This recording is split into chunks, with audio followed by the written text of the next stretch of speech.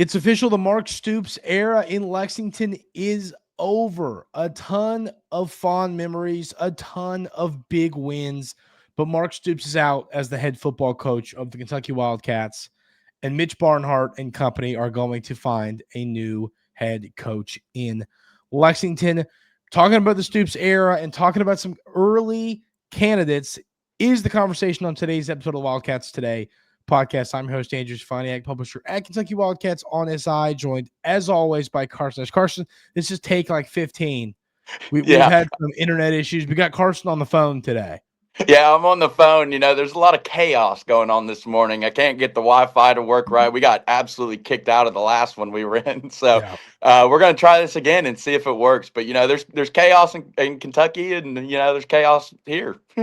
Exactly. Hey, yeah, that's maybe good stuff's going to come from it. Yeah. That's who knows?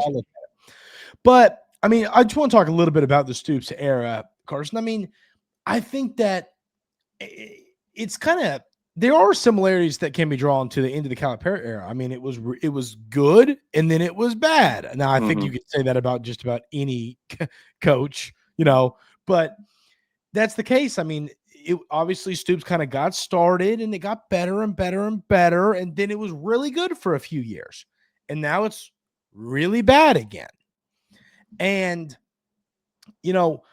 I think part of that has to do with perhaps the SEC no longer having the two sides of the conference, to where we got to play a crappy Vandy team every year and Mississippi State team every year being our across the conference team.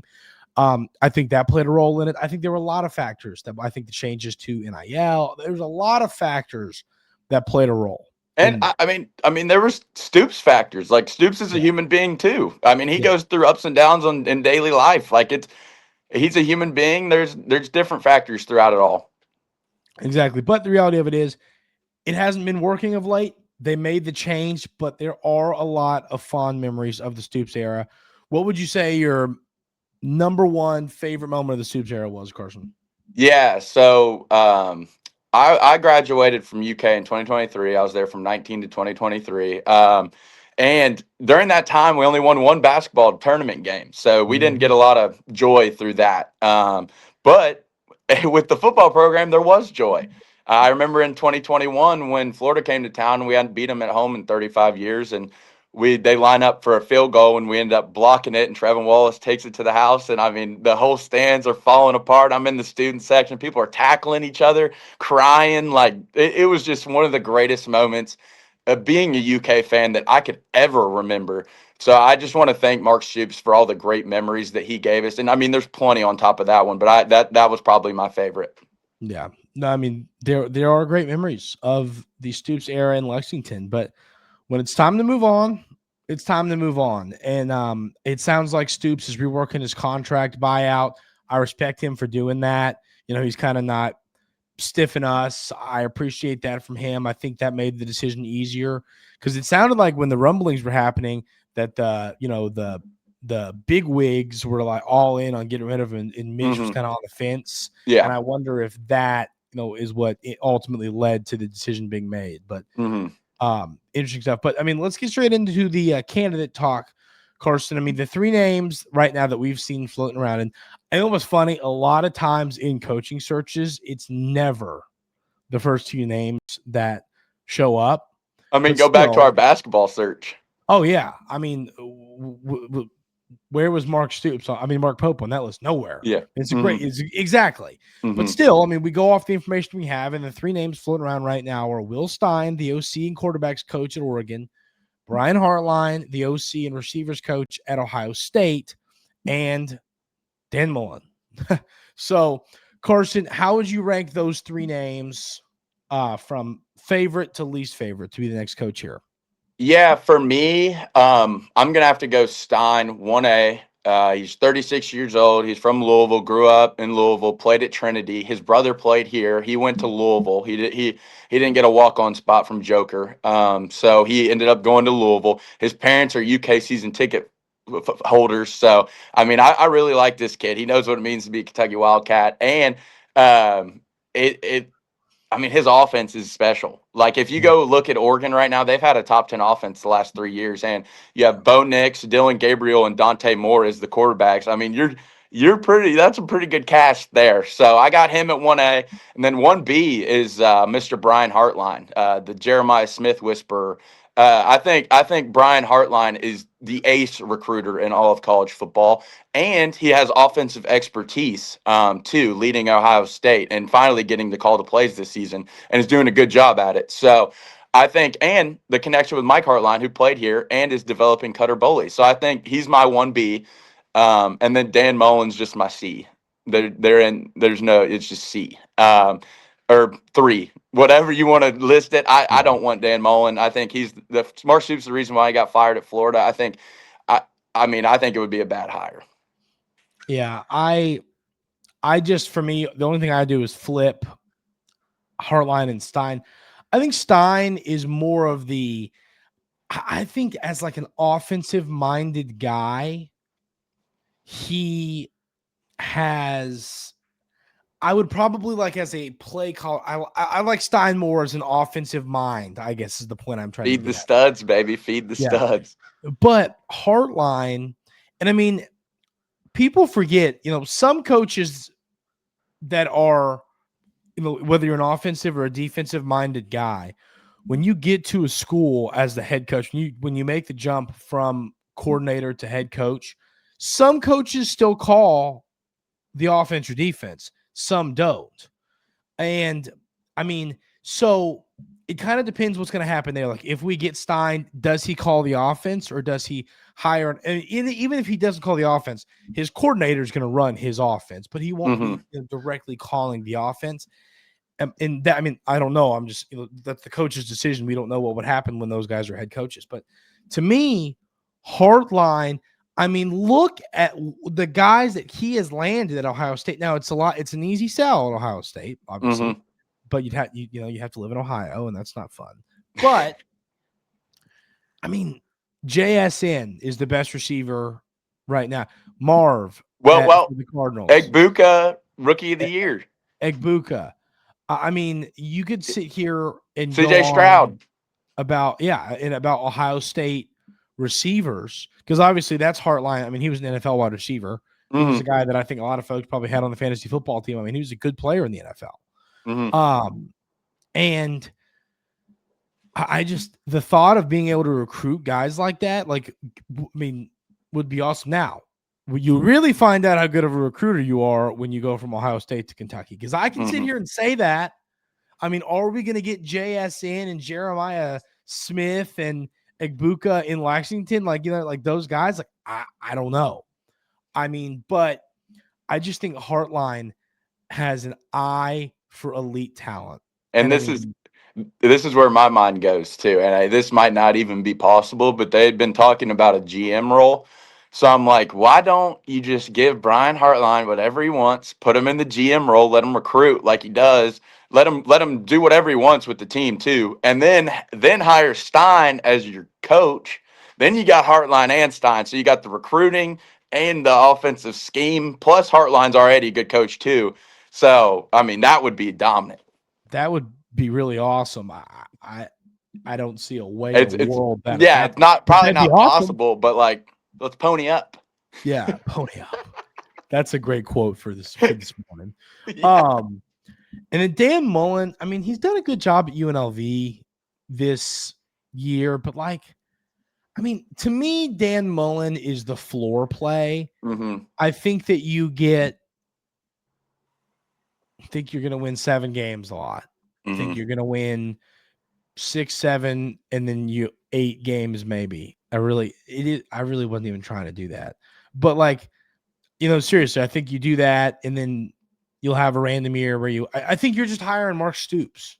And no, I agree. And my thing is like, I want to hire a younger guy, up and coming coach that has like fire. He's young. He gets in with the kids. Like, he knows how to talk to them, knows how to be a part of the whole new NIL era. Like, I want that. I just feel like if we hire some older guy who's been there and done that, he might be stuck in the past in their old ways before NIL. So I don't know. I want to up and comer. The only problem with that, and I mean, just to be the devil's advocate, is that like if you get a Hartline and then he's awesome and DeBoer gets fired or something, you know what I mean? Like we're gonna lose our coach. But that's just what you have to do. I mean, that's the reality of this. I mean, you gotta take you don't. But that's what you have to do. Ole Miss had never been like they were like us before Lane Kiffin got there, and then Lane Kiffin gets there and they go to the playoffs. Like you have to go shoot your shot with the young guy. In like who cares if he leaves in 5 seasons? Like you gotta take that shot. Oh, it's definitely not a reason to not hire a coach. I'm just saying it's something that like could come into play if they're really successful here. But then once again, then they raise the bar to where you can get another good coach because they've raised the bar of this program. So, but I mean, like we said, I don't. A lot of times, the first name that comes up or it doesn't end up being who it is. But yeah, I think that Hartline and Stein, I think, would both be incredible hires for us. The great part for us with that is they both have major Kentucky connections, so that always helps. Yeah. I'm a little sick that another guy that had major Kentucky connections is now in the swamp. I saw a tweet yesterday. I forget the account, but it was hilarious. He was like, Mitch Barnhart. He's like, hold the line. We're not firing Stoops. And then Sumrall gets hired at Florida. That said, the next day, bam, fire him. Yeah. I mean, it did stink, losing Sumrall. But I mean, that's why I thought it was weird that we did pull the move to get rid of Stoops was because like there's just so many jobs open. Yeah. And so many of the coaches have gone to other schools and it's just like, like it was scary. It was a little scary kind of getting in on this job search. But I mean, at the end of the day, it had to be done. And for me, with the Sumrall thing, I love John Sumrall. I loved him when he coached linebackers here. I didn't get to really watch him when he played here, but I love his energy, and I think he's going to do a great job at Florida. But for me, what I'm kind of looking at is I want an offensive-minded guy. I'm sick of defensive-minded head coaches. Like, you can go and hire a defensive coordinator who's good. I want to put up 60 points a game. Like, I'm ready for that. Yeah, I'm in agreement with you there. So, I think those are the two guys that I'm circling right now are Hartline and Stein. And like you said, they have ties here. They have connections to Kentucky, connections to Lexington, the state as a whole. So I'm hoping that that's the direction we go. But, I mean, I just think as the days go on, I mean, I'm going to post this video here in 20 minutes, and I'm sure a new name will be brought up. I mean, I've seen people talking about Mike Norvell, and I'm like, I don't. And the JMU coach, too. Yeah. I mean, I think, yes, I've seen the JMU coach, but I've seen him associated with Penn State. Have you seen that? He's on a lot of coaching, but I feel like you get the same mix of coaches now because it's kind of like the same group of guys. Yeah, but I don't like Mike Norvell. I think is probably just a little bit better Dan Mullen. Someone said Jimbo Fisher. Oh man, you wouldn't even have to pay him. No. You wouldn't have to. He could work for free. Honestly, just hire him on staff. Just put him on staff. He doesn't have to be that coach. Just go get him. After that whole ordeal with him and Petrino button heads about who was playing calls, I'm out on Jimbo Fisher. He can stick to ACC Network. And to me, but I mean, that's the same thing as like you can't teach an old dog new tricks. I mean, he just that was his issue. I mean, and look at A&M now. Yeah. They had a tough loss to Texas, but I mean, they're really damn good. And Elko is a good coach. I mean, he was holding them back. So I don't think that I don't think we'll even contact Fisher. We'll see about Norvell. We'll see about Mullen, but I mean, I think that those two guys. It's those two, and if they say no, then we'll move on.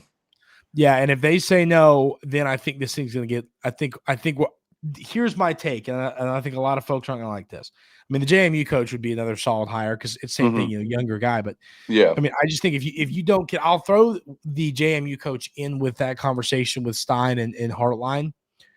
If you don't get those guys, I think you're just going to be hiring a little bit better Stoops. Yeah, probably. You know what I mean? Like I don't think those are the guys that could come here and they could make playoffs. I think Yeah, if they end up being as good as we believe they can I be. agree. If you hire a Mullen or a Norvell, I just think you're getting a guy that you're just getting this. Yeah, he's on the way out. They're Yeah. all those older guys are just on their way out, is what it Yeah. is.